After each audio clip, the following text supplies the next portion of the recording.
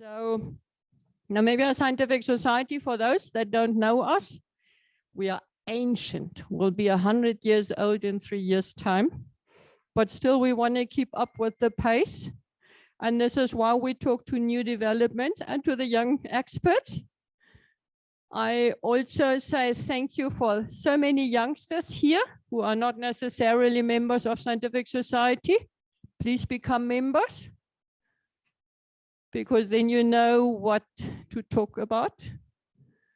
I also say hi to one of our board members. Frank, will you just raise your hand? Then I say thank you to my team for working, Annegret and Hannah. Frida is out there. I say thank you to the Minds in Action team. This is Andreas and Don Dika in the background, and they manage the Zoom. Welcome to the people on Zoom. We have quite a few there. I say hi to the media, Franz especially. Thank you for coming. Frank does a YouTube video, and everything that is said here is on record. So you cannot come later and say, I never said, I just meant. I'm just pointing this one out, and for general data regulations, please note that if you don't want to be in a video somewhere, pull over your mask or whatever. Otherwise, it might be that you are on TV also. No? Okay. So with this all said, my extra warm welcome goes to Kristian Hamutenya. Kristian is the Director of Compliance in the Financial Intelligence Center. We got to know him when we went for a workshop for compliance. This is against money laundering, all these issues that civil society might be prone to. And thank you to Mr. Henok Shilongo from the Bank of Namibia. So we really got the experts here.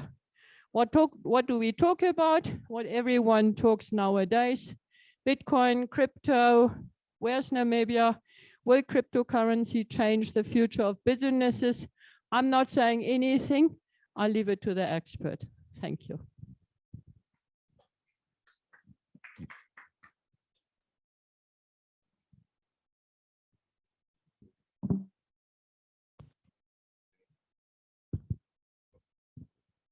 Evening, everyone.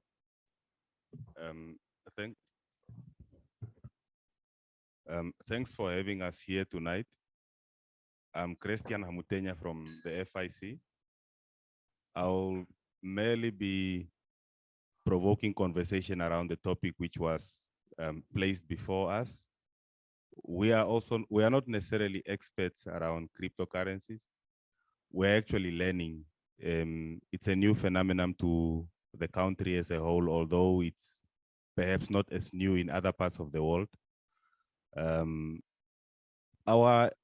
Our purpose here today as the Financial Intelligence Center is merely to provoke conversation. So the angle that we will lead in this discussion will primarily be to unpack that question we have from a regulatory perspective, and we'll end with a few questions in our presentations that will hopefully enable further conversation or provoke us to engage this subject even more.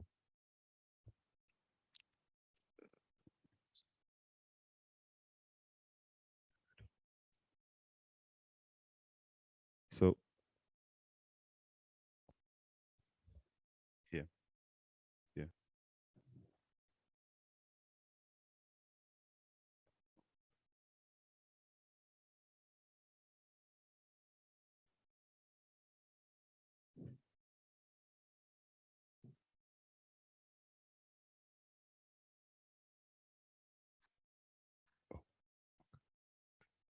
Thank you very much. So the first slide.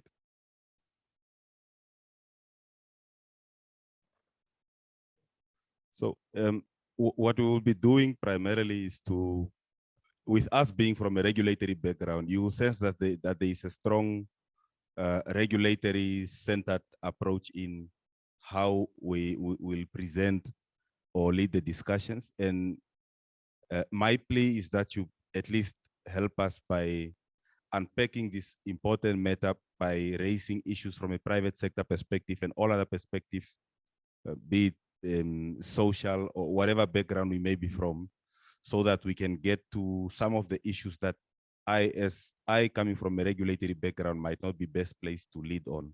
So the presentation will be brief. It's probably 13, 14 slides. We'll look at the growth of crypto globally. We'll look at reasons that has made cryptocurrency what it is today, what prompted its growth, and what has the impact been of such growth. And then we'll also look at where we stand as a country, as Namibia. How have we progressed in embracing the growth of cryptocurrencies? What are the challenges that we are having as a country, both from a socio-economic, private sector or regulatory perspective? And then we'll also explain, and it's important that my colleague, Mr. Shilongo, is here, will explain the current regulatory position of cryptocurrencies, which one emergence helps us unpack the question around the growth of cryptocurrencies within Namibia.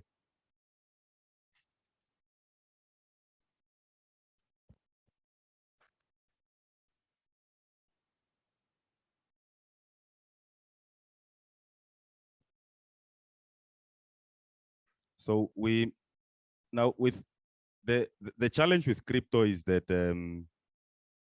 it is not a centralized operation which is under one authority. So you won't readily always have data that is centralized or only a single source that avails data. So having looked at various sources, we find the information we are presenting here a bit reliable as a mechanism that can help us unpack or understand the growth of cryptocurrencies. If you look at what we are displaying here, and we'll gladly share the slides with the Scientific Society to disperse them any further. But of importance is that the graph practically suggests that overall, although there has been fluctuations in the value of various cryptocurrencies, particularly say Bitcoin over the COVID period, generally, the overall use of cryptocurrencies the world over has been on the increase. And what stands out for us is that countries such as the US or North American countries, European countries, and Asian Pacific countries appear to be the leading countries. And when we get to regulatory frameworks or where we stand as a country, we might be able to appreciate why some of these countries appear to be taking the lead. So as things stand, in at least with the last research that was done for 2021, there is generally an indication that the value of various cryptocurrencies that have been used or that have been in circulation could be around 1.6 billion US dollars, give or take.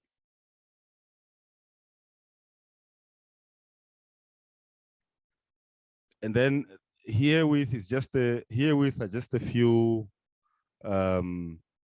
data or information which we thought we could avail based on the slide we've just seen. And what perhaps stands out is maybe the realization that if one had to have regard to the world population, and I think there's a slide that goes into it, but I want to emphasize this particular issue with this slide. If you have regard to that indication that over 1.6, say 1.7 billion US dollars in crypto was moved around by 2021, and the world population globally is anything, say around 7.9, almost 8 billion.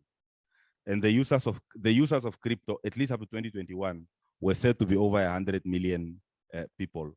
So what that suggests is that at least up to 2021, in terms of users, we've had we have around 1.3, probably, let's say to be safe, under 1.5% of the world population that has at least up to 2021 used cryptocurrency in one form or the other. But overall, these numbers merely suggest that cryptocurrency is on the increase. And if you look at the rate, the 7.2% rate, which is projected for the period up to 2030, all indications are that we're expecting a global growth in the appreciation and use of cryptocurrencies. And the question perhaps for us in Namibia is to, again, reflect and perhaps try and digest or see if we can find where we find ourselves in that globally emerging trend of using cryptocurrencies.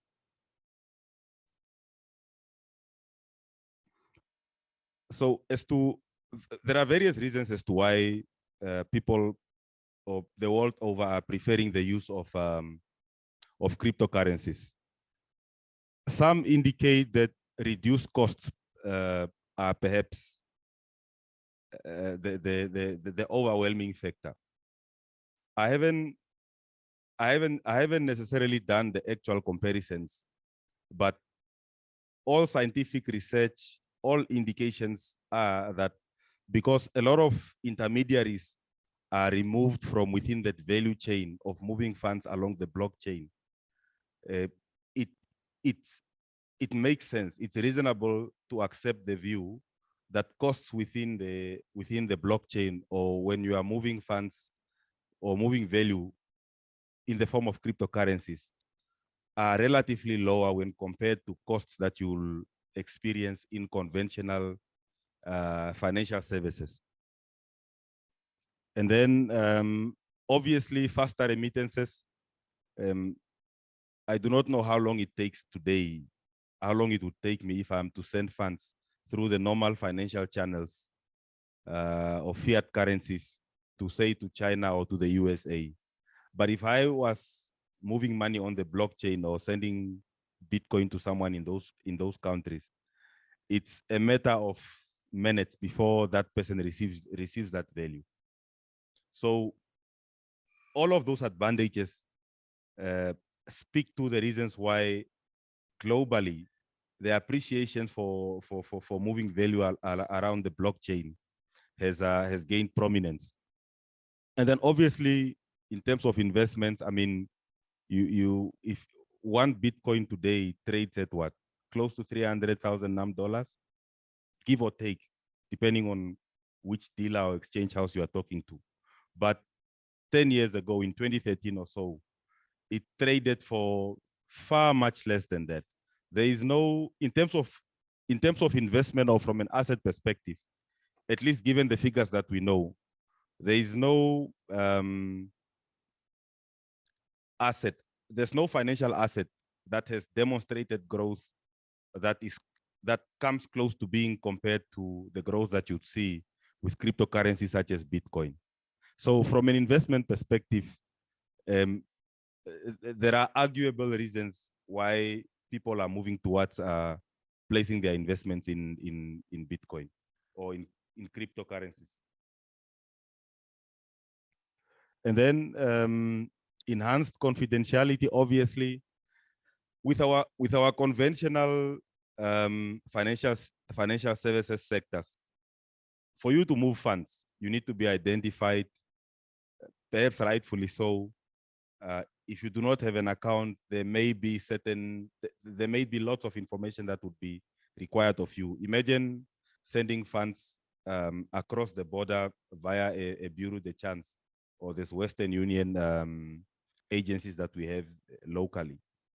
The form that you fill, you are asked to avail lots of information about yourself. And with us from the Financial Intelligence Center, there is an expectation that due diligence be escalated to include information that helps that agency understand your financial profile. So they might go as far as asking for information such as your nature of business activities or employment, source of funds, and so forth. Now, when you are moving value along the blockchain, usually you minimize all those due diligence processes. However, with regulation picking up in most countries, at the points of entry, when you are entering the blockchain or when you are buying that particular Bitcoin or crypto, if that specific dealer or agency which is selling it to you is duly regulated, at a minimum, there's an expectation that you'll be identified. But then the beauty of it, or at least for those who are arguing in favor of the growth of cryptocurrencies, is that once you are identified and your value is on the blockchain or whichever ledger or whichever platform, then with many such, you have this ability to move value around anonymously.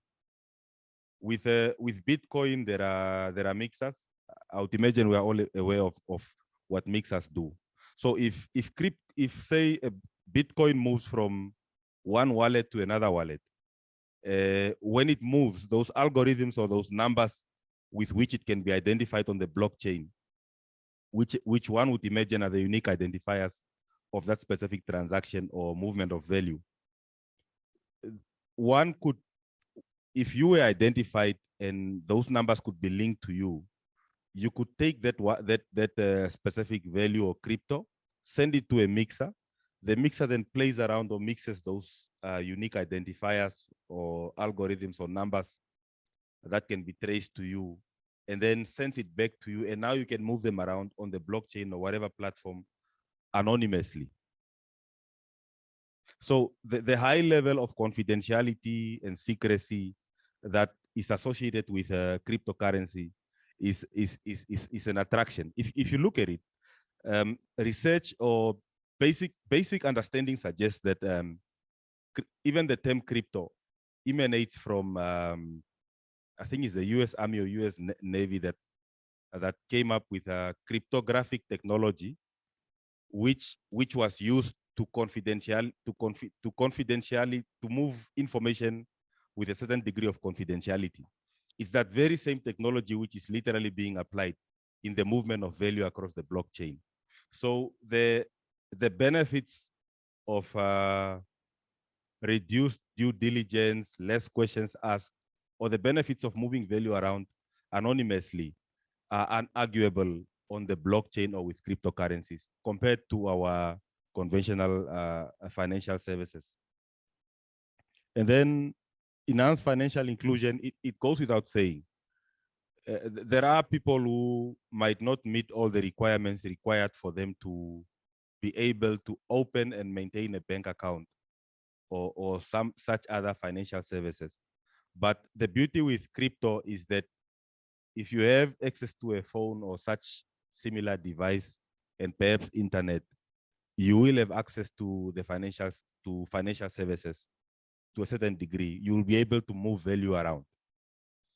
And the question around the major question which was posed at the beginning of our engagement around whether or how we as a country would embrace cryptocurrency, then comes into play, or one perhaps then wants to have regard to that in terms of financial inclusion.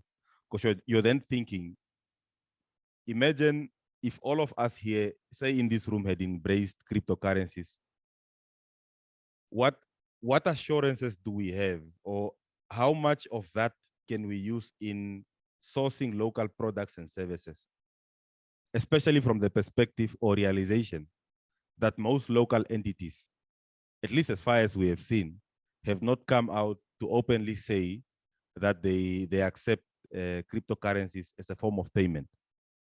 So it cuts both ways.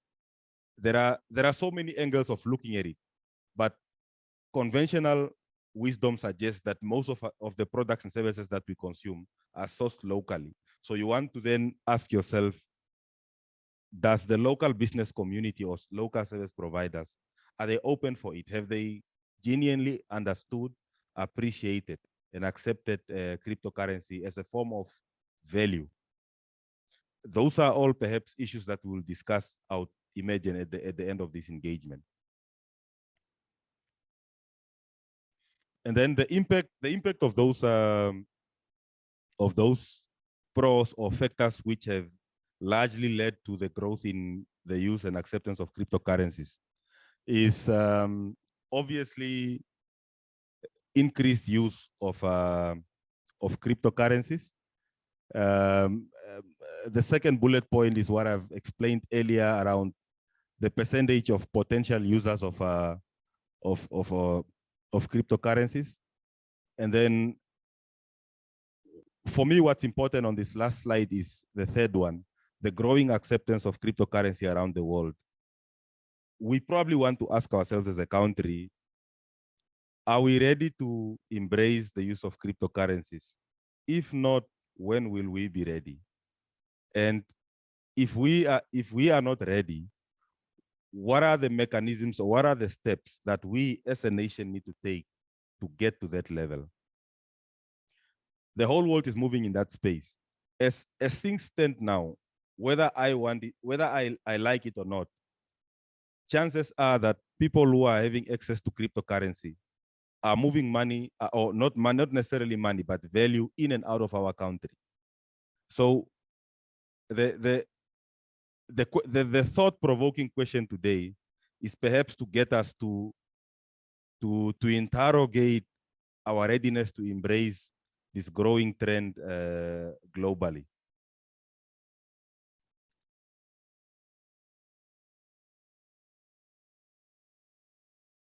And as the FIC,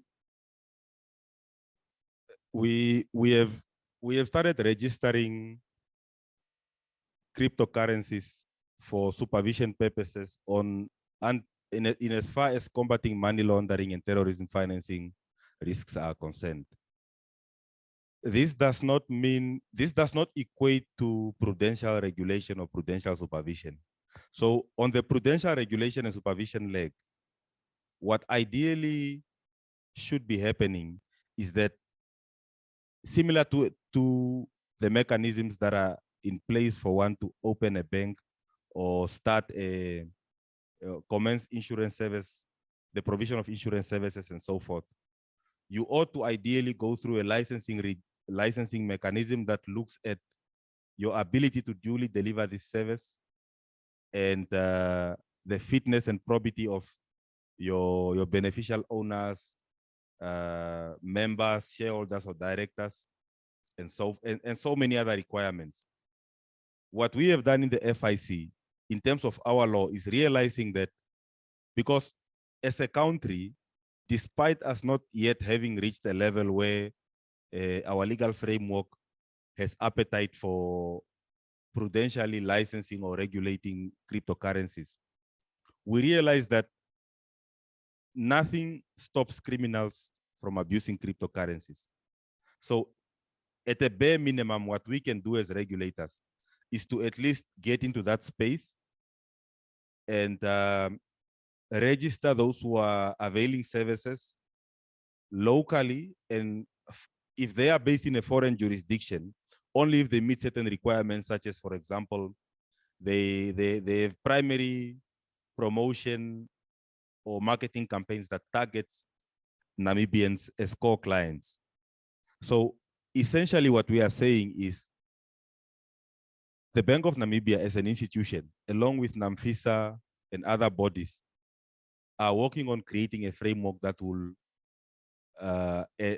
create an avenue for us to duly license those who are in the space of availing crypto-related services.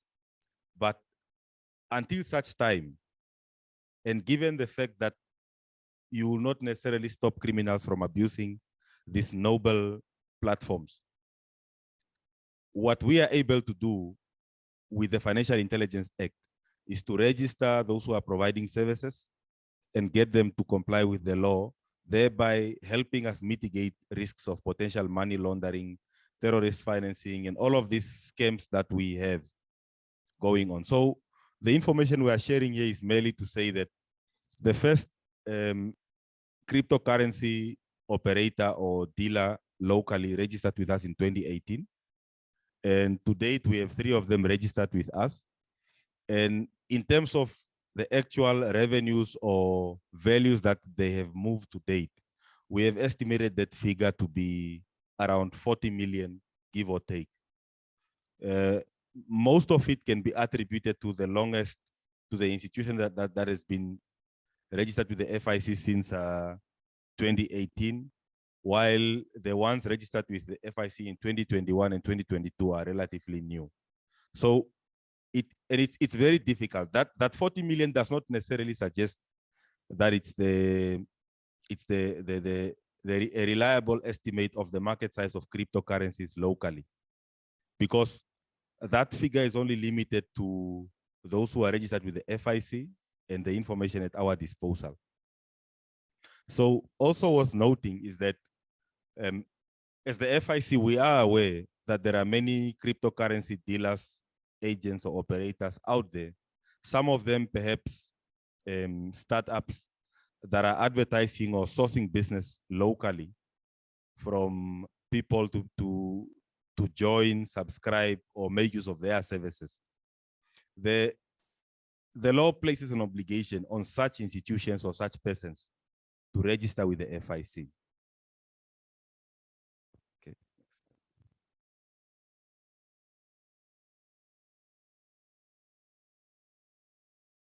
So if one has regard to the previous slide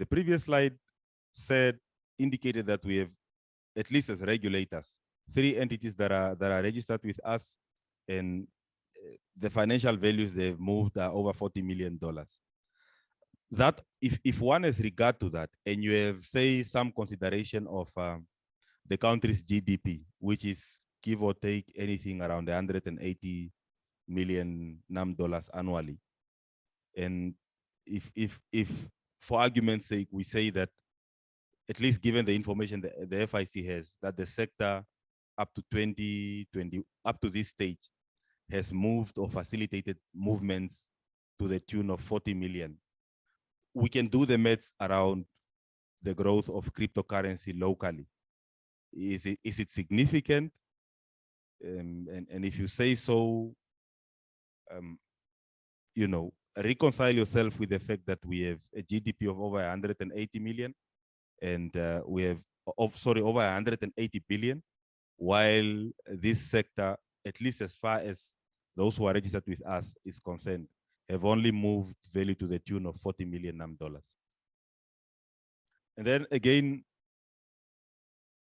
getting to the issues that are hindering us as a country in growing within the cryptocurrency space. Obviously, most developing countries have, how do I say this? The legal frameworks, including regulatory frameworks in most developing countries, have limited appetite for embracing cryptocurrencies. So, and that is why in one of the very first slides, we saw that the countries where cryptocurrencies are most used are the developed countries such as North America, Europe, and the Asian Pacific countries. So as a starting point, or if we had to look within our own house, within the Namibian house, we are now as regulators engaging to at least relook our current legal and regulatory frameworks to see if we can create an avenue that will result in the prudential regulation and licensing of cryptocurrencies. Many other jurisdictions in developing countries are following the same route, with a few having at least reached that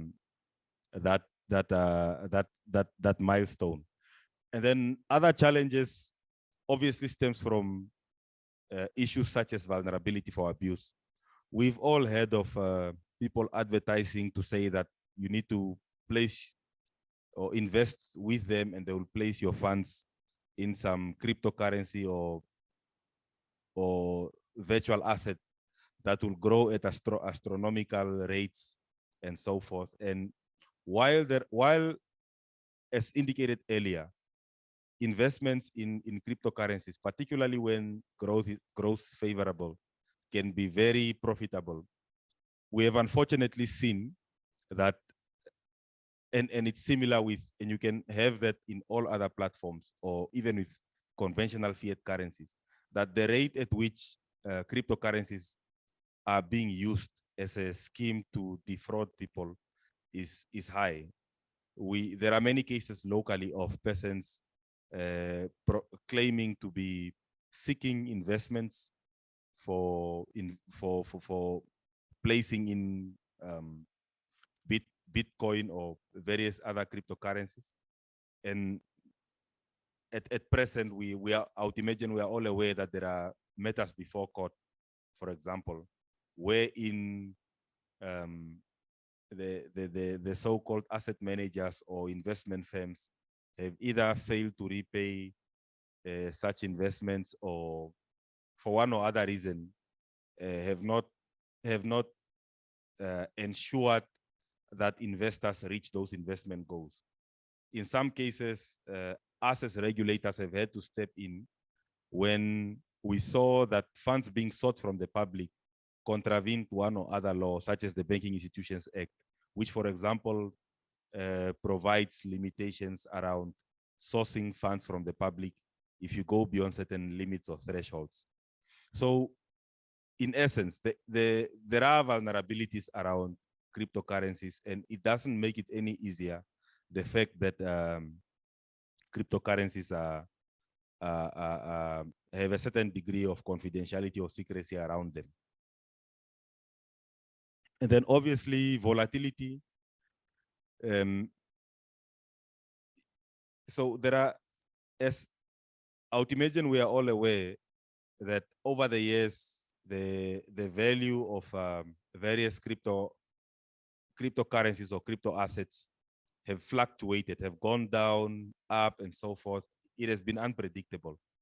But one may raise the argument that it hasn't also always been predictable with normal currencies, such as the NAM dollar versus the US dollar, for example. It has also fluctuated over the years. So we can have the discussions around those differences. But generally, one of the core reasons why, at least for those who are conservative, why they would not be comfortable investing in cryptocurrencies is the known volatility. If one has regard to the value of Bitcoin, for example, and how such value declined during the pandemic or over in the COVID period, that's a typical example. My little understanding of Bitcoin, for example, suggests that it has a cap, it has a threshold. Only so much will be mined. I think it's 21 million. And once we reach that cap or the threshold of 21 million, it is designed in such a way that we will not be able to produce more Bitcoins. So what is then happening, and I would imagine we are above 19 million already. So we don't have that much more room for growth in terms of volumes of Bitcoin that can still be mined. It's good from an investment perspective in the sense that if you acquire such crypto assets ages ago, your investments may have grown significantly. But what that also does is that it shows that the closer we are getting to that threshold, the scarcity, the more scarce the Bitcoin becomes, the more difficult it gets to solving those mining algorithms. And naturally, its value goes up.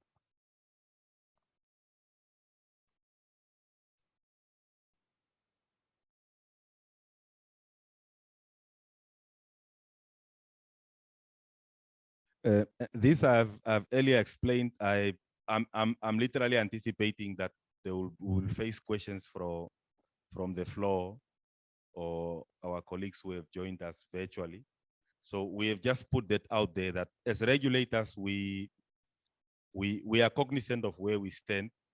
We are able to engage and explain how we are moving going forward.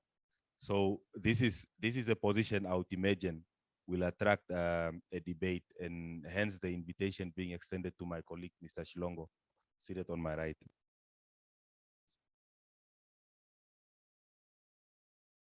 So we, again, as the FIC, and in the need to advance the need for regulation and supervisory activity, we are encouraging everyone to feel free and go out there to engage us and ensure that your crypto agency or dealer or trading firm, or even as a natural person, as long as you are trading or facilitating buying and exchanging of crypto, is registered with us. We have a very simple registration process to at least ensure that you have that there is some sort of supervision activity that you are subjected to. And then to come back to the question as to why we are here, will cryptocurrencies change the future of business? I would add, particularly in Namibia, having had that global perspective we've just looked at, there are a few questions that, and this is perhaps our one of our last slides. We are ending the presentation with those few questions that we hope should provoke the necessary engagement amongst us as citizens, civil society, and then perhaps to get us moving in the right direction. If all of us were given cryptocurrency to a certain value today in Namibia, what would we do with it if local businesses in Namibia are not accepting such as value? Again, we are not necessarily supporting that position, but if you are thinking out loud, or if you have a situation where the public is calling for the enhanced use of cryptocurrencies, most of the goods and services we consume are sourced locally. So if local traders or businesses are not amenable or accepting or recognizing that as value, not equivalent to the NAM dollar, of course.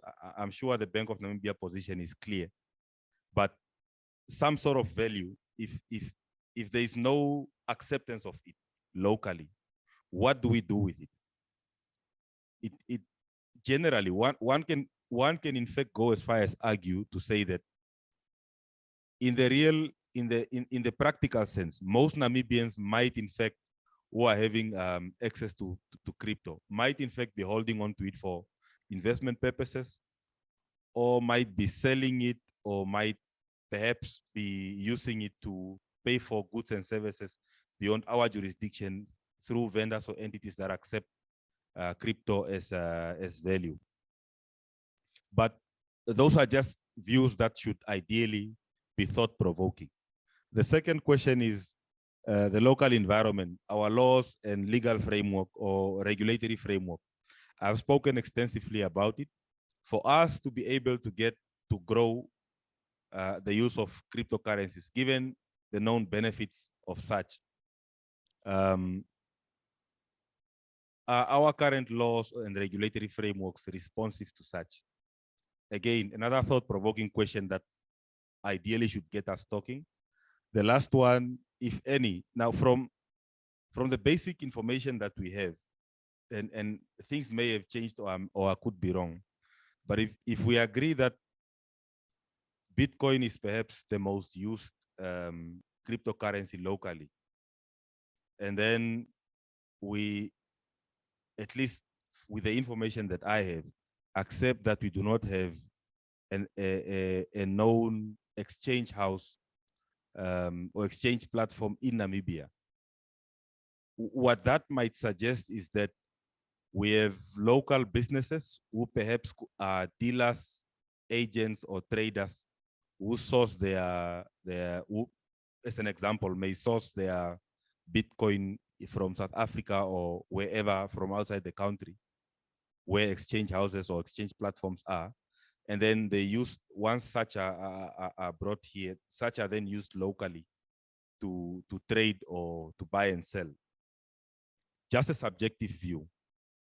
Because if you go in countries where cryptocurrencies have grown, you have an extensive or a significant number of exchange houses. If you take the example of a local firm that wants to accept cryptocurrency, for example, as a means for payment, they, at least given the research we've seen so far, not many of them are prepared to accept that risk of literally getting the crypto directly from the client. What most of them would do is they would open a wallet with an exchange house or such platform. And then if you are paying or buying goods and services from them, they would give you the wallet address, which is hosted and or perhaps managed at that exchange house. And then you remit or you send your value or crypto to that exchange house via that wallet. And then the exchange house accepts that crypto or that value and then sends normal ordinary currency or fiat currency from its own bank account to the bank account of that service provider. So the value that exchange houses play within the crypto value chain is so essential that for us as a country, at least for those who are pro or calling for the growth or extensive use of cryptocurrencies, one imagines that there ought to be a realization that for us to grow this thing or to encourage extensive use of same, we need to enhance at least get to a level where we grow local or get in some exchange houses that will come and perhaps grow the local markets usage and appreciation of various cryptocurrencies. I think that's the last slide. Okay. Thank you very much for the opportunity.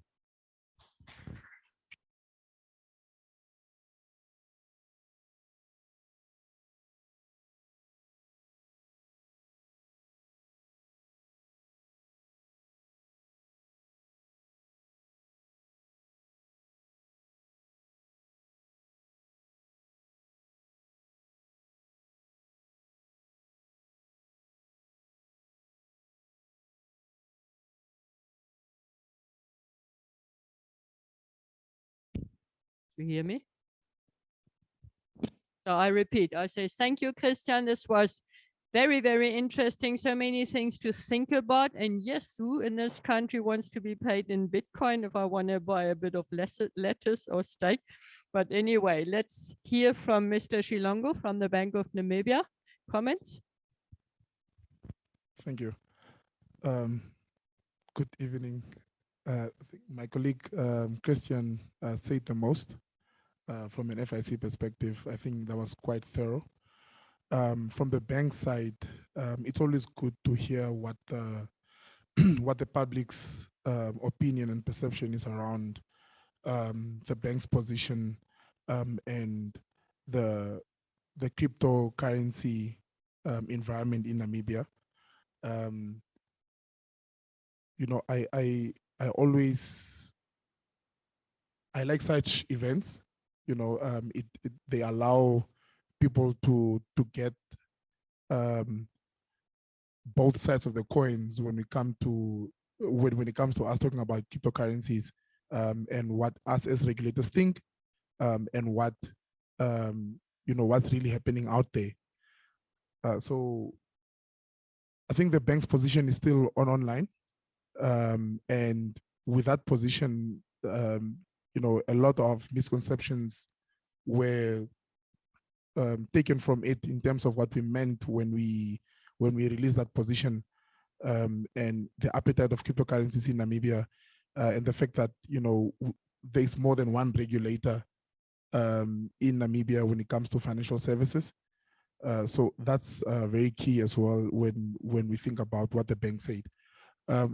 But without preempting your questions around cryptocurrencies, I think it would be better to see what type of questions or burning issues there are out there, and then we can address those as they come. So yeah, thank you very much.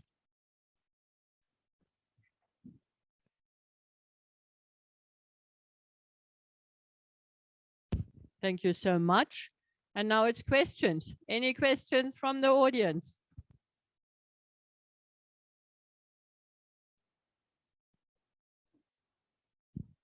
You please say who you are and who you address your question to. Yes, I'm Wetu Anivi. I'm a member of the public. And I would like to address the question to the Bank of Namibia. My question is very simple. What is the stand of the Bank of Namibia as a whole, or the laws on cryptocurrency?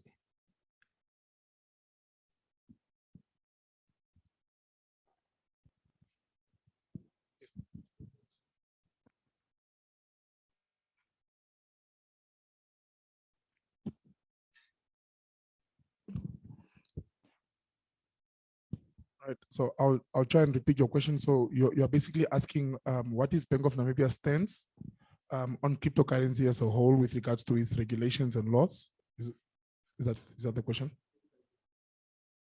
So the terms and conditions around cryptocurrencies. Okay.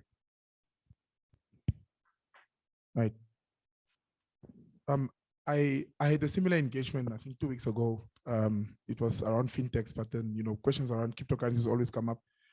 I was also expecting more questions for the FIC, but I think the presentation was thorough enough that the bank is now the one to answer the questions. So basically, the bank does not have any regulations or stance on cryptocurrency per se. So what happened in 2017 and 2018, what the bank did was to look at the bank's laws and see where in our laws a cryptocurrency can be fit. Now, remember back then when the bank started work on cryptocurrencies, 2017 was a long time ago. Most of the countries in the world were trying to classify cryptocurrencies. Is it a currency? Is it an asset? I think that was the biggest question when we talk about cryptocurrencies. And you will see in most countries, they have moved to classify cryptos as an asset for obvious reasons. It is mostly used for speculation purposes. So when we looked at cryptocurrencies, we did the same thing, right? We looked at the Bank of Namibia Act. It recognizes two currencies, which is the Namibia dollar and the rand, right? And we looked at the functions of cryptocurrency, and we saw that it cannot be that. We looked at the Payment System Management Act, which allows us to authorize payment instruments, and we looked at the purpose of why people are engaging in cryptocurrencies, be it for trading purposes. Well, yes, some of them use it for payment payment services, but not as much. And then we looked at the risks and obviously just the legal framework around payment instruments in Namibia, and we saw that it cannot be that. Then we looked at exchange control, which is the the licensing of exchange bureaus, which are tasked with licensing, with exchanging fiat money, Namibian dollar and US dollar, Namibian dollar with Kwanza, what you have. And based on the features of cryptocurrencies, we saw that the exchanges that are licensed by Bank of Namibia can possibly not do that. So when you look at cryptocurrency and what it's used for, you will see that it behaves like an asset. People use it for speculation. In most countries, you'll see that the focus shifted from central bank to the exchange commissions wherever these cryptocurrencies are being used. So the stance with regards to those avenues of the bank's position that I mentioned are somewhat still the same. What we are trying to do and what needs to be done is to see how do we properly classify cryptocurrencies, or as people are now more using it to say virtual assets or crypto assets. How can we regulate that as a country? I think what started the chain of events and putting the bank on the spot is that we were one of the first regulators in Namibia to speak about cryptocurrencies. Yes, we were receiving queries, and probably rightfully so, we did so. But I'm glad to like what we've seen, that we've brought on other regulators like NAMFISA to see how we can accurately classify cryptocurrencies. And I don't know if you're going to get more questions, but there is still the issue of those that are involved in cryptocurrencies. I think that's where mostly the contention comes in to say that what about us? Am I allowed to collect money from the public to invest on their behalf on an exchange? Can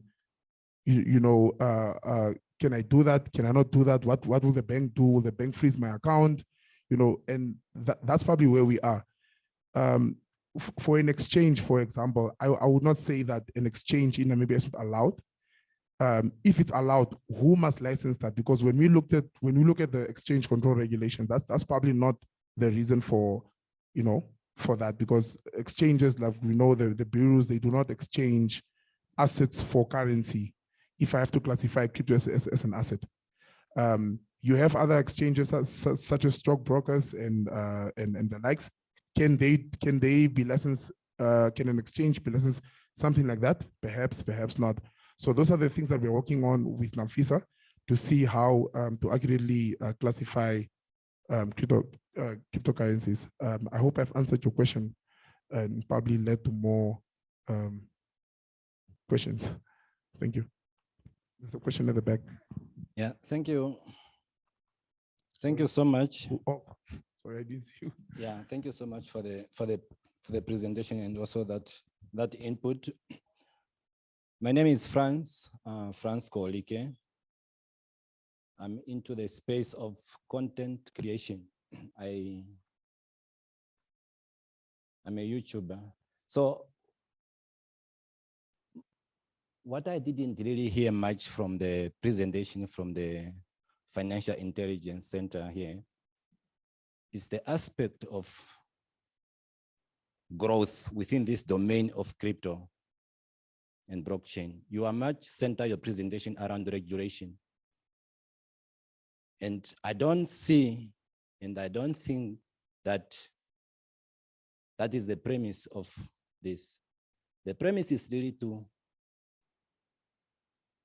if your approach to this is primarily to regulate, you are missing the point. You have to find a way how best to elevate the scope of the center, financial intelligence, even in the space of maybe taxing, because really the idea is to, this idea of wanting to institutionalize financial, we want to liberalize that space. That is the idea, to liberalize the space so that we are able to have more autonomy. You want to control that, but I think we have to find a way, especially you colleagues who are at the bank, so that we don't crash in terms of those of us who want progressive, because the world is digital and we can't do much with controlling. How do we elevate development in that space of digital growth? We can control where we can, but the avenue of digital is much bigger than Namibia. And you cannot just try to limit us within national confined law. We need to escalate the digital market as a whole. And I think don't try to confine the citizen within national law. There is a much bigger scope. I'm trying really to make a submission to the colleagues from the central bank to open up to the world of digital, not necessarily control. What is control? Namibia is minister in the scope of the world. So how do we benefit from the global chain of digital? Not necessarily focusing on just controlling.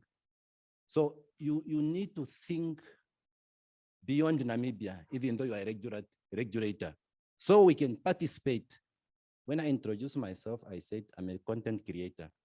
This YouTube, when you are a YouTuber, you want to make money from the video that you post on YouTube.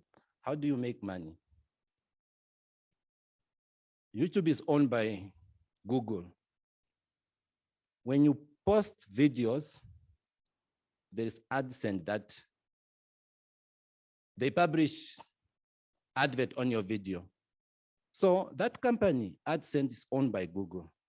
But if your country doesn't have a tax treaty with US, you will be paid, you pay a tax of 24%.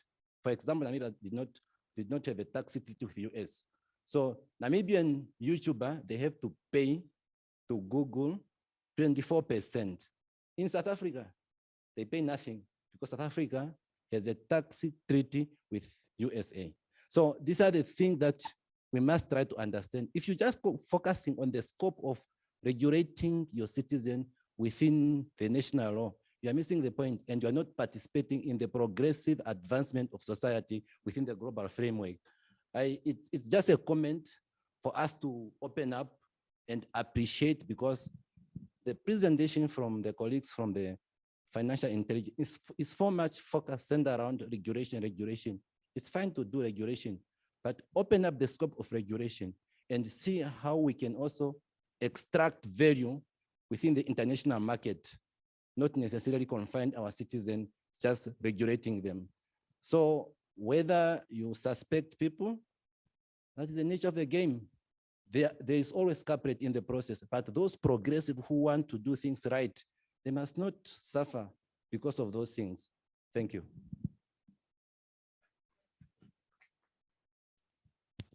I think I'll start and then hand over to Kristian. Before I come to your question, I think there was something that I forgot to mention when I was listing the bank's laws, and that was the Banking Institution Act that speaks to taking in deposits. So I think it's very important to note that, you know, that act speaks to when you take in public funds and you promise returns of some kind in the manner that's prescribed in the Banking Institution Act, then you're in contravention. Why I'm saying this is because it's very difficult for a country like Namibia to regulate a Bitcoin. You know, I'm not talking about the cryptocurrency. What people normally do is they regulate those that are engaging in Bitcoin. You know, what the FATF and the FIC guys will call virtual asset service providers. So that's very important, because when you're taking money from the public and say you're going to invest this money on an exchange, no one knows whether you're going to do that. You can take 80 million from the public and only invest 40 million in the wallet, right? And then the other 40 million, you use it for a Ponzi scheme. Now, it's very difficult to know whether that's happening or not if you are not, you know, overseen by a prudential regulator, and that's what Chris said. And that's the work that's being done between Bonn and Amphisa to see how that can be done. The work is not to regulate cryptocurrencies. And I think that answers your question to say that, you know, let's not punish those who want to do legitimate work at the you know, at the expense of those, you know, that are doing it for illegal gains. So how do you differentiate between those? And that's why you have to register with the FIC when you engage in some of these things, so that we can tell, you know, who's doing legitimate and who's not. And I think that's very key, because people have wallets on exchanges, and they use those wallets on to attract money from the public, to say, I'm going to invest this money in Bitcoin for you on my wallet. And it's very difficult to see whether they're going to do that. So we do hear what you are saying. I think the idea about the position paper of the bank does not, you know, stop anyone from doing that per se. I think the vacuum is the fact that there's no prudential regulator to license you to take money from the public and put it on an exchange on behalf of others. But there's nothing stopping you as an individual to open up your own wallet on Coinbase and trade your own money. See, that's what, you know, some of these people don't want to teach you, or that's what some of these people don't want you to do. They want you to give them your money, and then they trade on your behalf. And that's where the risk might be, because we are saying that we are not sure whether that person is going to do that. So getting text from that, I do agree. If all these people are licensed as virtual asset service providers and they're identified, they can be taxed for purposes of doing business and getting returns. So that shouldn't be an issue. The YouTube issue we've addressed in various public areas. The Bank of Namibia does not have any regulation around getting your money from Google, YouTube, any third-party payment platform or e-commerce platform on the web. Evident from Airbnb. I mean, if you register now your house on Airbnb, you sell your house or you rent your house online, there is no regulation to say that you cannot rent your house on Airbnb, because Airbnb gives you your money, you know, so the person that rents your house gives the money to Airbnb, and Airbnb gives the owner of the house the money. But Airbnb is not in Namibia. It's the same thing with YouTube. If you want to go on YouTube, so we had a similar query. I think it's about an e-commerce, an e-commerce site, not site, but a plug that's on Google. I forgot what's the name. But people were asking, like, why are the regulations stopping us from getting money from some of these guys? There is nothing like that. If you go on some of their websites, they will even tell you that we encourage innovators, you know, YouTube content creators like you, to approach us and say, can you please monetize content in Namibia? But one of the things that they will tell you is that we cannot do that because you are only like 5 of you in Namibia that are doing that. There's no business case for me to come there. So that creates another, you know, thought to say that what must we do as a business society to allow Google or YouTube to monetize your content? Because what they will need is they will need a bank in Namibia. So they need to sign up with a bank to say, okay, you be our settlement bank in country to settle all these YouTube you know, content creators in Namibia. If they do not want to do that, they can use service providers that are licensed in Namibia or that have agreements with banks in Namibia. So the options are there. That has nothing to do with any regulation of the Bank of Namibia. So it's something that we always want to clarify when it comes to YouTube and Google, that, and perhaps it gets out there to YouTube and Google as well, that Namibia has no restriction on, you know, PayPal, YouTube, Google to get funds. I'll give over to Chris to add if he has anything to add. Thanks.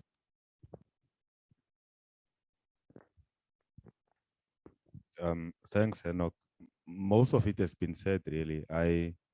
I would also just want to reiterate a few things. I think, Mr. Wanivi, on your first question around the position of the Bank of Namibia, with me being from the FIC, please appreciate that literally we are one institution. As the FIC, we are merely a department within the Bank of Namibia. So there's a lot of, we do coordinate our activities. What is perhaps also worth adding to what my colleague indicated is that the Bank of Namibia is not stagnant. Within the current framework that we work, we are also trying to relook such frameworks and move along with the times. For example, if one has regard to the very first position of the Bank of Namibia on cryptocurrencies, I think it's 2016 or 2017. It was a bit, it had a more harsher tone, one would say. It wasn't as receptive. But then if you look at the revised position in 2018,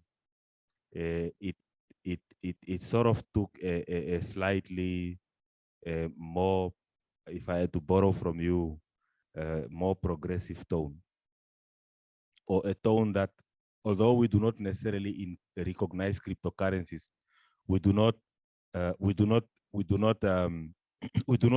necessarily say that you shouldn't.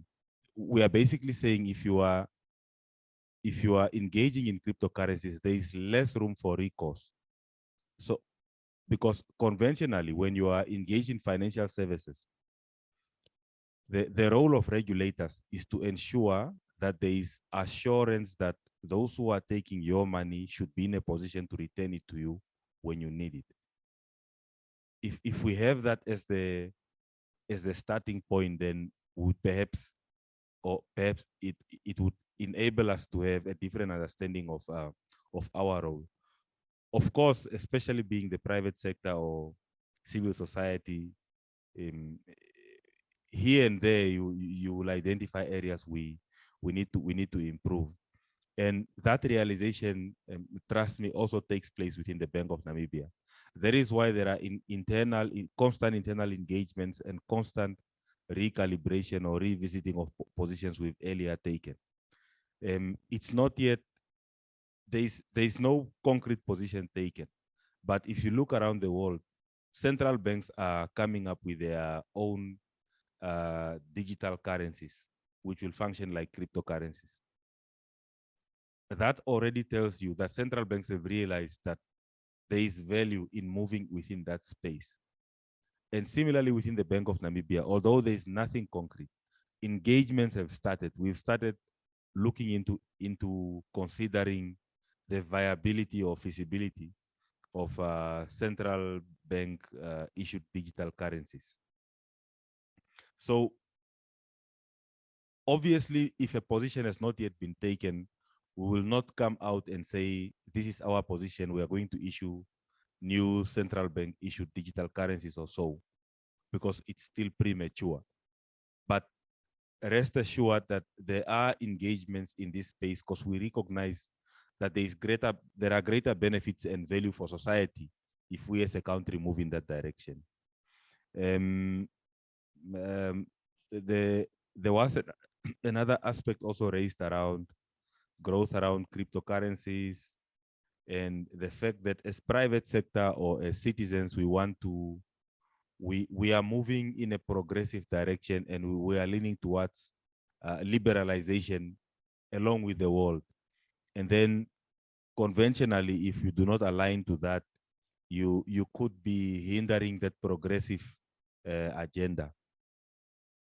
And then also you gave a very good example of the tax treaty and how such impacts doing business within the crypto space.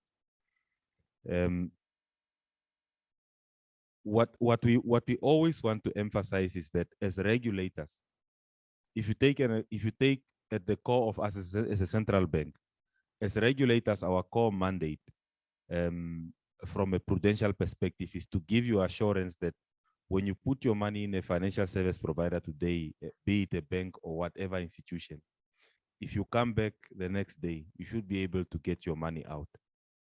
So it's more an assurance service that we provide to the public, that whoever is licensed by us should be in a position to give you back your money when you want your money back. So many a times when with that guiding mandate, we could be interpreted as being non-progressive or not aligning to the current times, and sometimes rightfully so, because such as with the examples that you've given, wherein you could rightfully feel that we are too regulatory focused. Now, I actually agree with that view. And this is where we need to work with one another, because with you being in business or representing the private sector, you are private sector focused. Now, we need to come together and find each other to get a solution so that we can move forward. Because with us being regulatory focused and you being private sector or business focused, a viable solution can only be reached if both sides avail their inputs. So with the inputs you've been availing, we want to assure you that these are not issues we take lightly. We literally have no, there is no good in us. There is no good that anyone can find in us hindering progressive forces that want to do business within crypto or that are involved in some other platforms. our point of departure is merely to regulate to such an extent that there is assurance and there are checks and balances within finances. With regards to the issue around tax treaty, I don't know much about it, but what I would encourage also is that these issues are also raised with the taxmen, the treasury or NAMRA. I would imagine they are best placed to also perhaps speak to these issues. I don't know much about how that works, but what an example that is working, which I can point to, is that in South Africa, as part of your normal income tax declarations annually, when you declare your earnings, you are required to declare your earnings on any blockchain, in cryptocurrency, or any other platform you may be involved in, so that those earnings are also duly taxed by the receiver of revenue over there. So with taxes, I'm not best placed, but I like that you are bringing up these ideas, and hopefully, even if we do not find the answer in this room today, that the message is heard out there and we can hopefully get to some solution. Oh, thank you so much. And Mr. Shilongo, this is very, very interesting. We have a comment here from the Zoom onlookers. Kai, can you please unmute and try to have us hear what you say? Introduce yourself and come up. Can you hear me?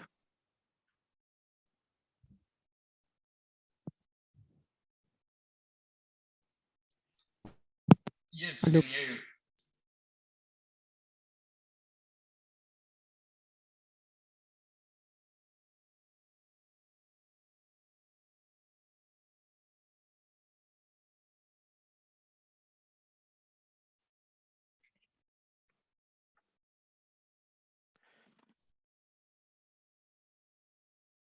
Hi, ich weiß nicht, ob ihr mich hört.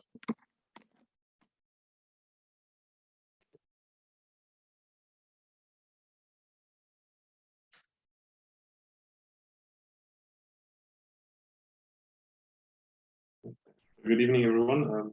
Kristian Hamutenya, thank you very much for the presentation. I'm actually working in anti-money laundering, and I've been following this sector for quite some time. I did some presentations on virtual currencies and the impacts of that might have in laundering of money. So this is just a commentary to the gentleman in the room. So first and foremost, I just wanted to add to what was said.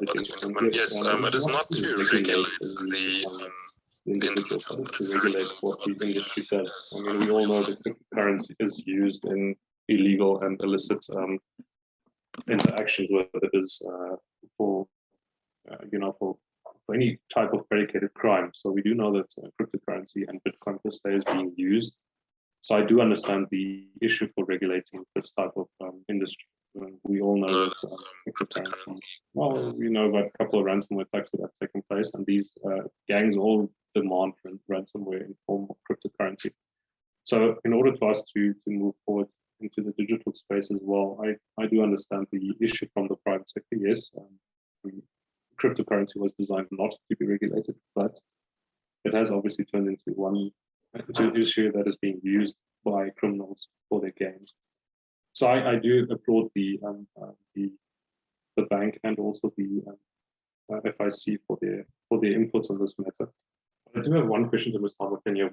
Will there be an amendment to the Act, the FICA Act? Will there be an amendment to it to include virtual assets as such, or will it only include cryptocurrency? Because we need to differentiate between virtual assets, which could include your online or electronic contracts. Gambling, for example, is also starting to be more online based. So would that be included, or would that include part of the amendments to the Act? Then my second question would also be: will the exchange server, or the company, will they be held accountable to do CDDs or EDDs? So just to do customer due diligence and enhance customer due diligence, if they were to be held accountable, under what under what section of the FIC would they be held accountable? Would that just be the normal fines that would come into place, or would there be an additional amendment to that as well? So I forgot to introduce myself. I'm also part of the Namibia Scientific Society, and I was going to be there tonight, but I got caught up with work. So thank you very much, and I hope. And thank you to everybody also at the presentation. I hope that all goes well.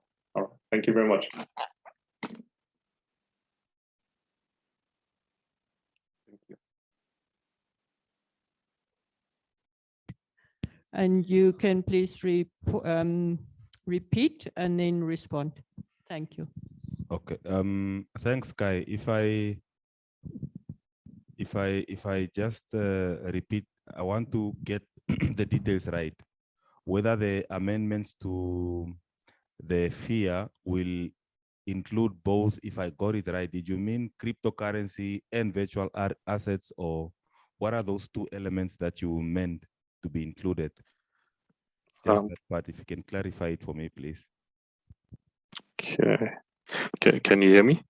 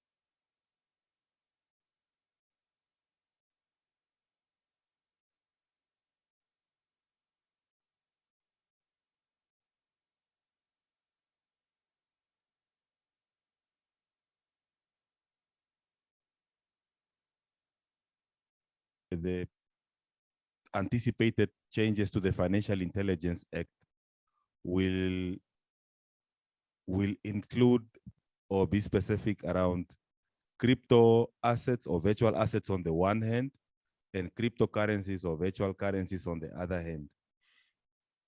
And it's obvious, it's a given. It's because these are two different issues. The second question he also asked was whether exchanges will be required to conduct CDD as per the Financial Intelligence Act. CDD basically stands for customer due diligence. In responding to the first question, the way the Financial Intelligence Act is written at present is that it only says that or it captures this phenomena or these different aspects merely as electronic value. If one has regard to Schedule 1 and item number 13 of Schedule 1 of that Act, it says that those who would fall within services that are to be supervised or regulated by the FIC are those who are involved in the movement or those who are facilitating movement of electronic money and electronic value. So whether it's crypto assets or whether it's an asset or it's a currency, it is to be regulated by the FIC. That's how it currently stands. Now we haven't yet reached the point of amending the Financial Intelligence Act, but like you rightfully pointed out, I would imagine you are aware of it, Kai. We are in the process of proposing amendments to the Financial Intelligence Act. And I'm glad you are raising this because these are some of the issues we look at. if you look at the FATF publication around virtual assets, they are not too restrictive in how a country defines it. You can even call it an asset or a property, as long as what you mean is reference to a crypto asset or currency, it's sufficient. So where we stand, we haven't yet reached how do I say it, that segregation. But I would kindly also request that we have regard to the FIC's directives available on the FIC website at www.fic.na under directives, specifically directives for 2021. In there, you will find this directive 1 of 2021, and then there's directive 2. Those two directives explain and give context to what literally is a virtual asset, what is a virtual asset service provider, and the different types of virtual asset service providers. So as a jurisdiction that has taken on this this task, I would want to reiterate that we do not, at least from the FIC's perspective, we do not know it all at this stage yet. There are still certain areas where we are learning and building on our knowledge as we walk with you along this journey. So as the FIA amendments are being considered, we will also have workshops with the public, wherein, as normal practice, wherein we'll seek inputs. And I encourage you, Kai, to avail such valuable inputs when such platform arises. And like you're saying, you are already in the anti-money laundering space, so we'll definitely reach out to all of our stakeholders in the anti-money laundering space. With regards to the second question as to whether exchanges or exchange houses will be required to conduct CDD as per the FIA, is that exchange houses are perhaps one of the most important role players within the cryptocurrency framework. They function almost like a bank. So it's a given. It goes without saying that they are required to conduct CDD. So at present, the law already requires that they conduct CDD. Maybe it's just that, at least as far as we know, we do not have exchange houses in Namibia. We have dealers, or we have different agents and parties that would source some virtual assets or cryptos from exchange houses, primarily in South Africa, and then they facilitate the trade thereof locally. So rest assured, Kai, the way we see the law at present is that an exchange house is required to conduct CDD, and that is in fact a standard the world over, and it would not be unique to Namibia. I hope I've answered those questions.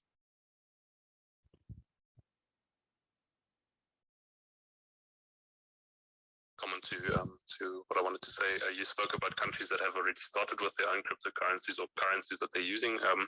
Very interesting. The Bahamas have introduced the sand dollar in 2019. So there were issues with the banking sector because Bahamas are made up of smaller islands, so they were people were unable to move to the different banks, to the bank to withdraw money or pay money into the account.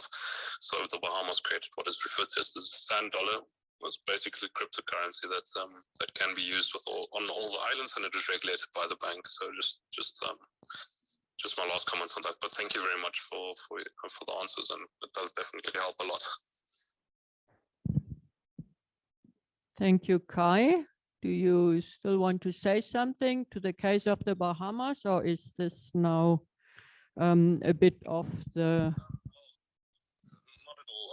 It's just, like I said, the Bahamas have started with the introduction, or they've launched their own cryptocurrency.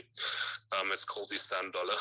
Very interesting. So, like I said, because of the islands that are so far spread out over distances, it was difficult for the population to get to the banks.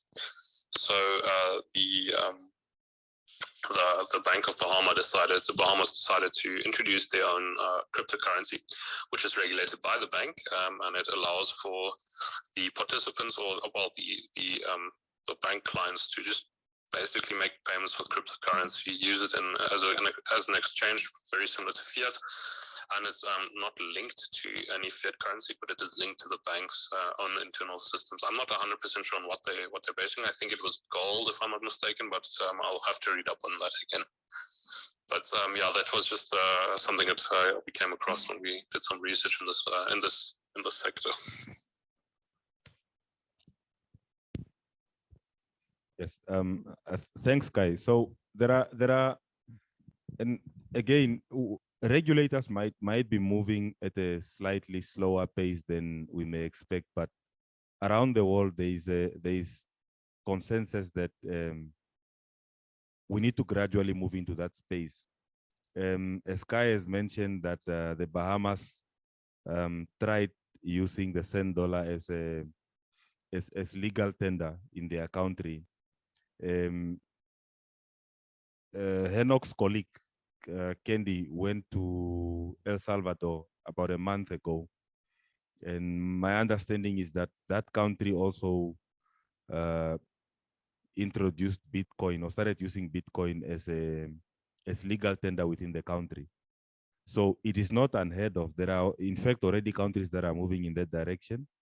And you can tell from the many countries that are trying out central bank issued digital currencies that there are at least indications that some countries want to move in that space.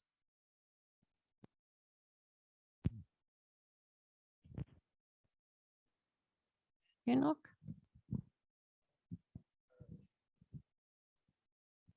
So one more comment, question 2.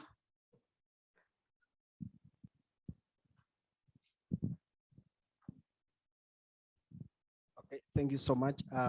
My name is Leon Epolo.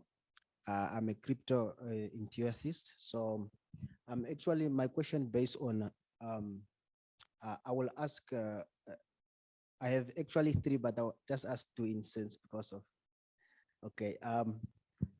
To the Bank of Namibia, what can you say regarding to the unbanked?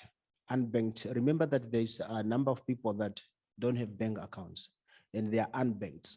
So how will this affect in terms of retailers? Okay, let's say these people happen to remember that when you are going to cryptocurrency, you can either create a wallet or you can buy at any ATM, and those people happen to have to transact.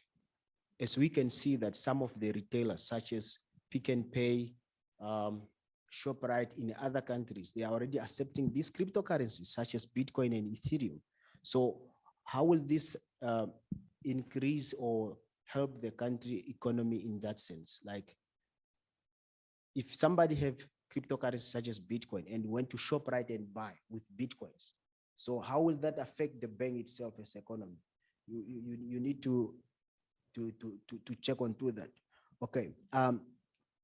So the other thing again is that the question, this question regards to things like we have retailers in Namibia. I'm not, I don't know whether most of the people they are sure of this or they know about this. Does Namibia Financial Intelligence happen to go to some of these retailers? We have a lot of retailers that are actually accepting cryptocurrencies here. But as I heard from Mr. Hamutenya, he mentioned of 3 of them that have been registered since 2018, if I'm right. So we have shops now regarding to the regulations. What can you say of a retailer that is accepting cryptocurrency and it might be not regulated since we heard of, but there are many of that. So it's good if really the financial intelligence pick up a pace, and because cryptocurrencies here in Namibia, it's just that few of people know about it, and what will the government do about it? So is it going to create an awareness of how people are using this and that? Okay, back to my regard to South Africa. So remember, these shops such as Pick and Pay and other, they are the mostly used by our people. And remember, these are not our shop. It's more like franchising business. So this is going to affect our ordinary people. So those that are staying there and that, you go to a shop, you just find a sticker in front there, Bitcoin accepted here. What will you do? Okay, the last one regarding the CBD. So CBD is a central bank digital currency. So will this kind of currency move in the same way as cryptocurrency? Since we really need a clear definition here, because there might be a huge difference between CBD and cryptocurrency. It might not be they might be in favor of CBD because this will be controlled by the Bank of Namibia, by the government, and cryptocurrency not obviously. So looking into this. Thank you so much.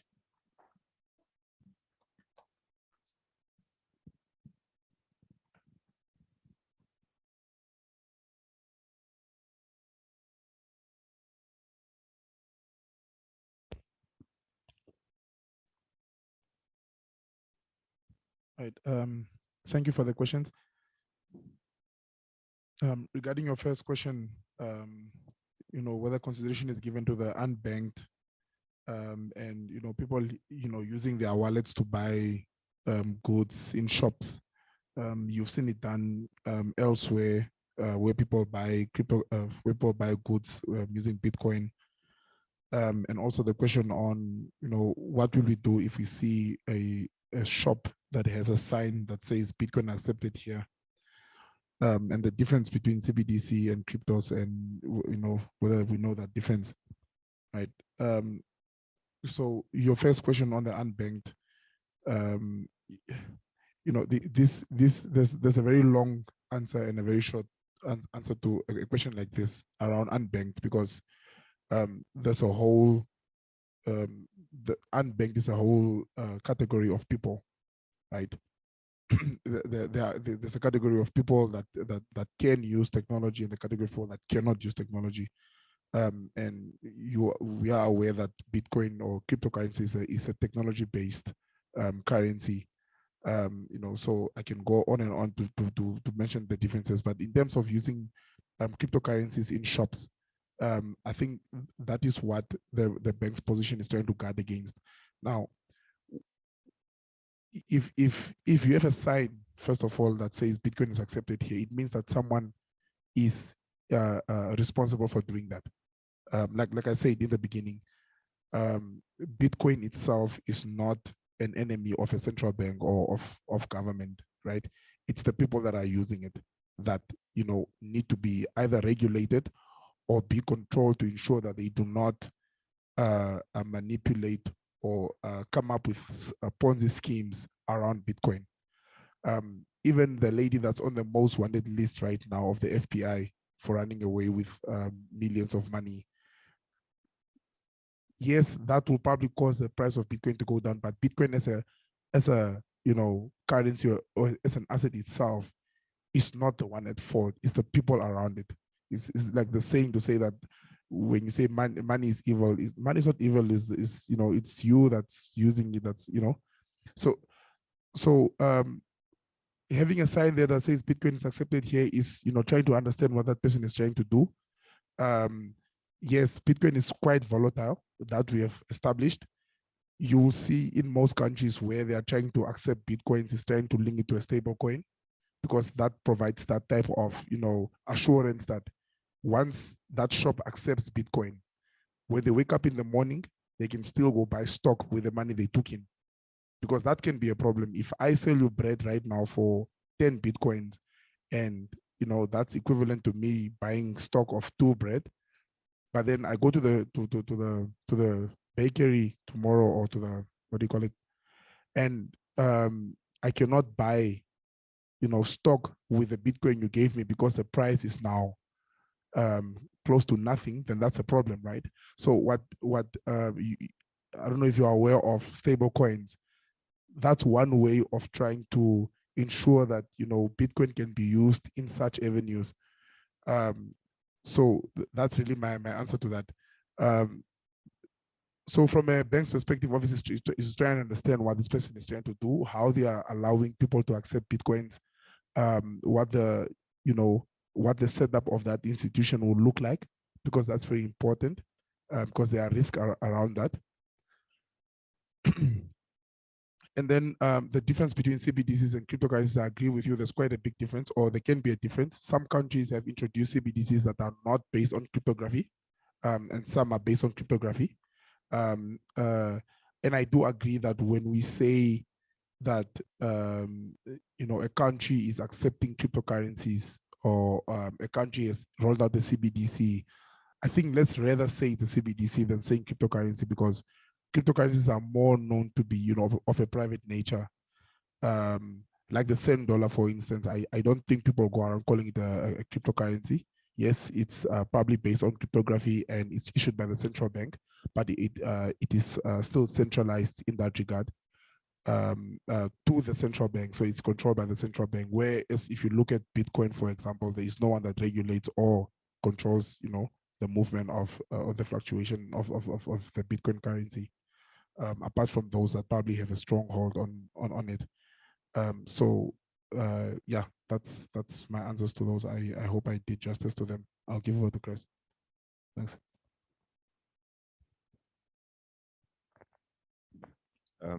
Thanks. Mine would potentially be short. I think the question was, does the FIC understand that there are retailers currently accepting cryptocurrencies? I think my colleague has given background as to where we come from as regulators by saying that where we're coming from is merely to try and avail a safety net of protection, so that when you unduly expose yourself and maybe over a certain period of time, depending obviously on how you manage your cryptocurrencies as a business, you naturally, obviously when you are involved in it, you accept the fact that you're exposing yourself to risks. But in the same vein,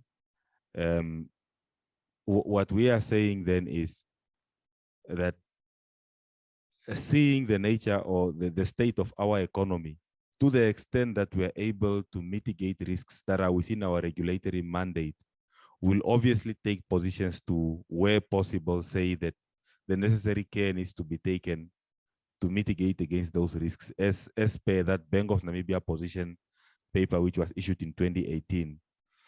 Whether the FIC really knows that there are businesses currently accepting or retailers currently accepting Bitcoin as a legal tender, as a means of payment, I don't know of such. So if you actually have that information, please share it with us. We could learn from it. And we our aim is not to close down any business. What we want is to engage people, have an open conversation, and see if we can learn from one another. If you look at the current position, we are saying that legally, in terms of item 13 of Schedule 1 of the Financial Intelligence Act, that ideally everyone who is facilitating the trading in cryptocurrencies must register with us. I can guarantee you there are so many people who are not registered with us who are doing that. Some of them, we see them on Facebook or online, even in the newspapers, advertising. Their numbers are there, their contact details are there. If we had taken a very strong position, it would have been very easy to find those who are not, because when you're not registering, you are literally not complying with the law. And the law is the law. So our position, at least in the early stages, is to have an accommodative approach to say, the law is here, let's engage each other, let's work with you, come forward if you meet these requirements, let's see if we can work together. But a time will come when we'll take a more enforcing approach. But at least for now, we are amenable to working with society and seeing how we can perhaps find each other and make this thing work. Because if Bitcoin succeeds, there are benefits for everyone, for example. So our position is not to necessarily undermine it or discourage it.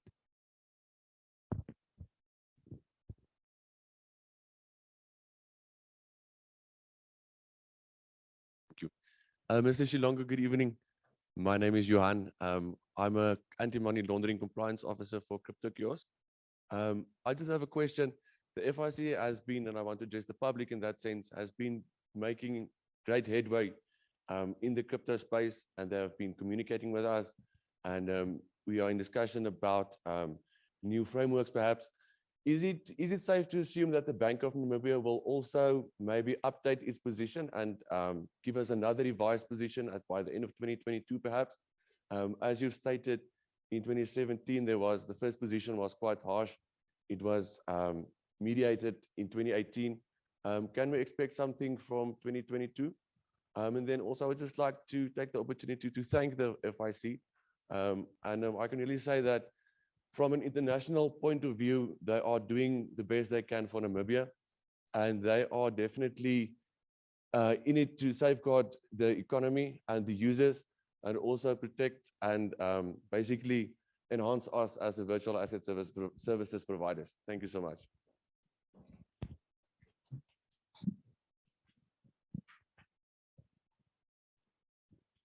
Thank you for the question. Yes, I think I must commend the FIC as well on what it's trying to do, or on what it's doing around those engaging in cryptocurrencies. The bank's position, whether that will change, will depend on the work that's currently happening between NAMFISA and the bank. But then like I stated in the beginning, let's look at what is Bitcoin first of all. What should be the role of Bank of Namibia if we look at the functions of the bank? What should be the role of NAMFISA if we from an asset perspective, or from an exchange perspective? In essence, what the bank's position is trying is not saying, but what it means is that we do not have any objections in people engaging cryptocurrencies. I think that's quite clear, because we have not, say, arrested someone that owns cryptocurrencies. I think we can all agree that where you can get into trouble with a law is when you disguise behind what cryptocurrency stands for, and taking public funds for Ponzi schemes. I think, and that's the difference, and that's probably why a company like Cryptocurrency is registering with the FIC to get that legitimacy to say that, look, we are doing business legitimately. Your money goes to the exchange, and you make your and you can withdraw from there, or what the case may be. So the restrictions were never to say that you cannot own cryptocurrency. The restriction is to say that do not take people's money in false pretense to say that I'm going to invest your money in cryptocurrency, and then you don't do that, right? Also the position does not per se limit your use cases in terms of using cryptocurrency wherever you want to use it. Of course, there are boundaries in what you can use. You also have the option of directly managing your cryptocurrency. If you do not want to use a virtual asset service provider, you can go straight to your wallet, or create a wallet with Coinbase or whatever the case may be, and you do that.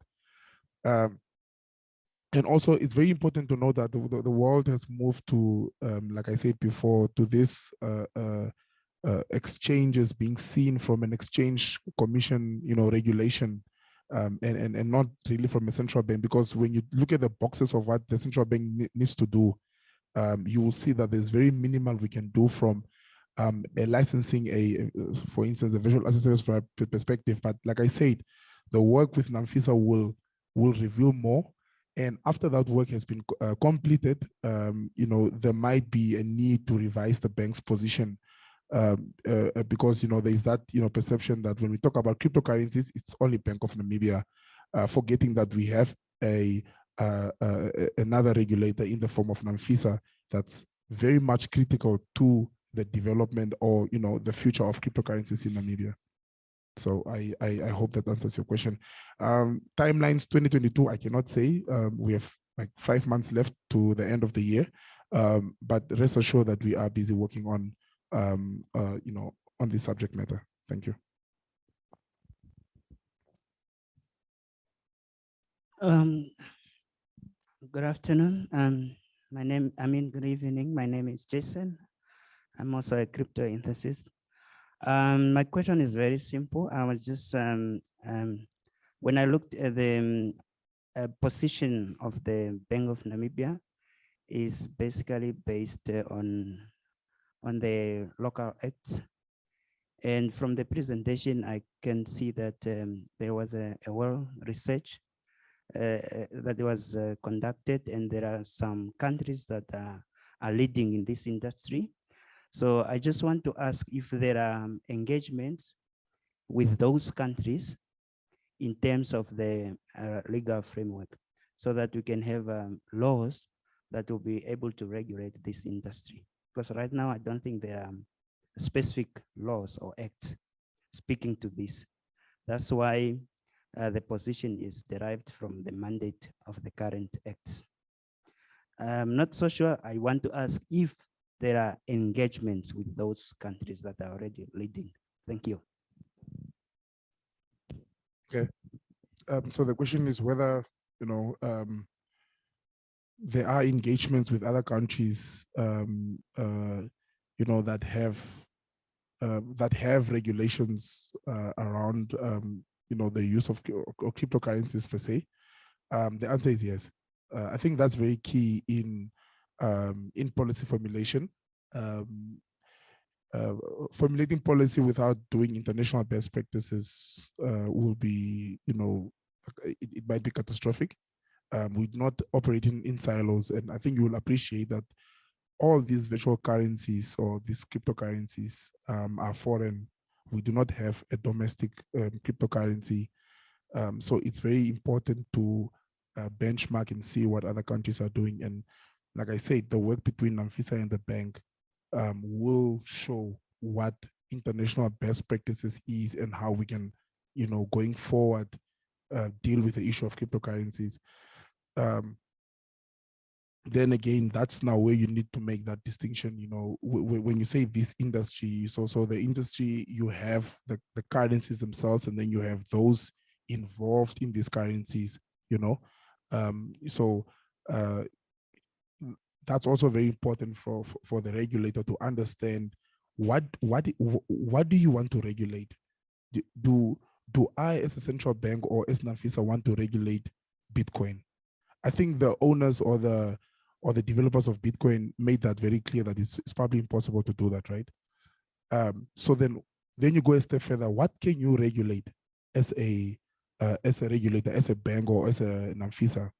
So you have the exchanges, right? The exchanges are very critical, like Chris said. Then you have the third parties, because not everyone wants to open up a wallet. So you have that guy opening up a wallet and collecting a lot of money, putting it on the wallet, making money, and then giving back your money. Do you want to regulate that guy? Then you have the guy that's owning Bitcoin by themselves. They go on any wallet and then they buy just for themselves, and then they, every time they get paid, they put money on there. They don't care about other people in Namibia. They just trade on their own. Do you want to regulate that guy? So those are the different players that are probably out there that can be regulated. And these are the type of work that we need to do to understand, where do you put the regulation and what risk are you trying to mitigate when you regulate either the exchange, the people that take in money, or the individual buying cryptocurrencies on their own. Because like I said in the beginning, it's very difficult for me to say that I'm going to regulate Bitcoin. What do you mean? Are you going to go on the blockchain and put a regulation there to say that do A, B? That's impossible, I think. So you regulate people, you regulate entities, and those type of entities that need to be regulated. When we are done with this work, it should be clear to say that this is the regulator for this type of business, and these are the laws. And like what you are saying, they will have to be based on international best practices, because like Chris said, we are all learning, and we will never be the first ones to come up with these regulations. So, and that's a public perception that should be there, because people always, let us do cryptocurrency. Yes, there's nothing wrong with doing that, but then you can either do it in two ways. You can do it on your own, or if you're going to take public funds, you must do it right. Because I can take your money here now and say, I'm going to invest in cryptocurrencies. and then I tell you I'm going to pay you back after 2 weeks, and then I'll take his money and give it to you, and then tell you this is how much we made in cryptocurrencies. That's what we are trying to avoid, right? And that's what the FIC is trying to avoid. And that's where regulation should go to, not to stop you from doing what you want, but to ensure that when you take public funds, you are doing so, honestly. I think that's really where we are coming from, because we cannot regulate, cryptocurrencies. I hope that's a bit clear. Thanks. Just add another comment here. It's from Kai, and it adds exactly to what you said. He says it's important to regulate the market because Bitcoin can be used in illegal activities. And as an example, he mentions Silk Road, one of the biggest black markets in the US, which was shut down in 2013. The market owner had made close to 1 billion in illegally earned Bitcoin. And that wraps it up. That's exactly what you said. You cannot regulate the Bitcoin as such, but you can regulate the market, the people that deal with it. And I am so grateful to have the experts here, to have this very fruitful debate. The things that I take home tonight is an assurance that my money will be safe because the FIC makes sure that I will be paid back if I want my investment back. So thank you for looking after us. Thank you for making sure that we can operate in a safe environment. Then to the Bank of Namibia, I'm very impressed. And with this, I mean both sectors that are here, that you are engaging with public, because reality has proved that you always find the fast guys that start a business, and then the regulatory bodies have to follow up. And this is exactly what you do, checking out what's happening, encouraging, but then also being there for new trends. So thank you so much. I'm also glad that we hear that you are welcoming, that you do not want to disable people for coming up with new entrepreneurships, etc., but that you do make sure that it happens, as I said, in a safe environment. Thank you so much. I hope we have more engagement. I hope that from the public sector, people come up, and thank you for the people from the compliance bodies like Kai and you, sir, saying that there is very good cooperation with our government representatives. I think this is when Namibia is so different from countries like South Africa. We do speak to each other. We sit in the same boat, and we like moving forward. Thank you, Kristian. Thank you, Henok. And we will share the presentation. We do have a recording. You are welcome to drop us a mail tomorrow. You can also ask us for the contact details. And as you heard, they can be approached. Thank you, thank you, thank you.